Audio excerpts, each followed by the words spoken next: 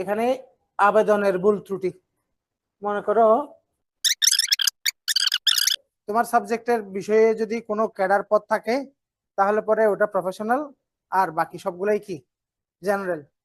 এখানে বলার মতো জায়গা হচ্ছে দু তিনটা। একটা হচ্ছে ছবিটা ঠিকঠাক রাখবা, ঠিকানার ক্ষেত্রে একটা ঠিকানা দিব, আবেগ থাকবে, নিজস্ব বিশ্বাসের প্রতি টান থাকবে, এই জিনিসগুলোর ঊর্ধ্বে উঠে নিরপেক্ষতা রেখে কাজ করতে হবে প্রজাতন্ত্রের কর্মচারী হিসাবে। কথা বলতে পারছি কিনা? প্রজাতন্ত্রের যখন কর্মচারী, সে আওয়ামী লীগ নাকি বিএনপি নাকি জামাত, এটা দিয়ে তুমি যদি ডিসক্রিমিনেট করো তাহলে তুমি আল্লাহর কাছে জবাব দিয়ে হবা, দুনিয়াতে জবাব দিয়ে করছো বা না করছো। কথা বলতে পারছি কিনা? এখন ভুল ত্রুটি, তো ভুল ত্রুটি করা যাবে না। বিপিএসসি ফর্মে যদি তোমার এর জায়গায় ই দাও, ভেরিফিকেশন আটকে যাবে।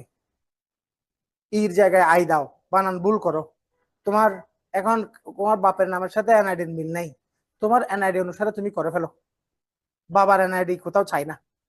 ঠিকানা নিয়ে ঝামেলা করা যাবে না, ফলাফলের ক্ষেত্রে যা আছে তা। আরেকটা হচ্ছে বানান ভুল করা যাবে না, একেবারে পরিশুদ্ধ ভাবে নিজে ল্যাপটপ নিয়ে বসে নিজে একটা অ্যাপ্লিকেশন সাবমিট করতে নিশ্চিত ভাবে নিজে পারো।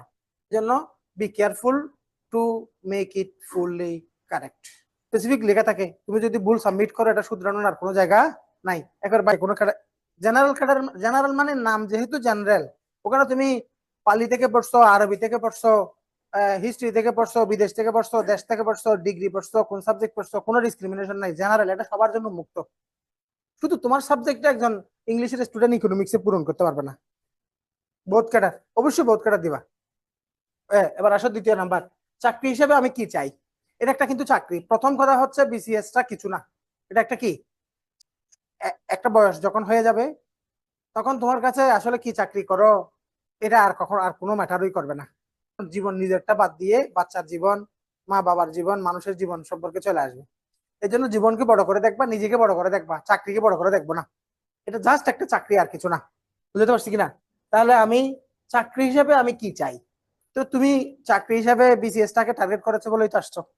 এখন যদি সিরিয়াসনেস না থাকে, বিসিএস নিয়ে মরার দরকার নেই। জীবনের কাজ আরো অনেক করার আছে, এবং সবাইকে বিসিএস কাটার হওয়ার দরকারও নাই। এখন কথা হচ্ছে স্যার আমরা 1-2 বছর কোচিং করছি এবং সিরিয়াসনেস আছে, যদি 100% সিরিয়াসনেস তোমার থাকে তাহলে দেন গো ফর বিসিএস। কারণ এখানে কিছু হার্ডশিপ আছে, কিছু কাঠিন্য আছে। মানুষটা কেমন, তুমি 10 তারিখ এখনো ঘুমতে করতে পারো না, তুমি মানুষকে বকা দিতে পারো না, তুমি মঞ্চে দাঁড়িয়ে কথা বলতে পারো না, অথচ তুমি এমনিতেই কিন্তু মানুষের সাথে মিশতে পারো না।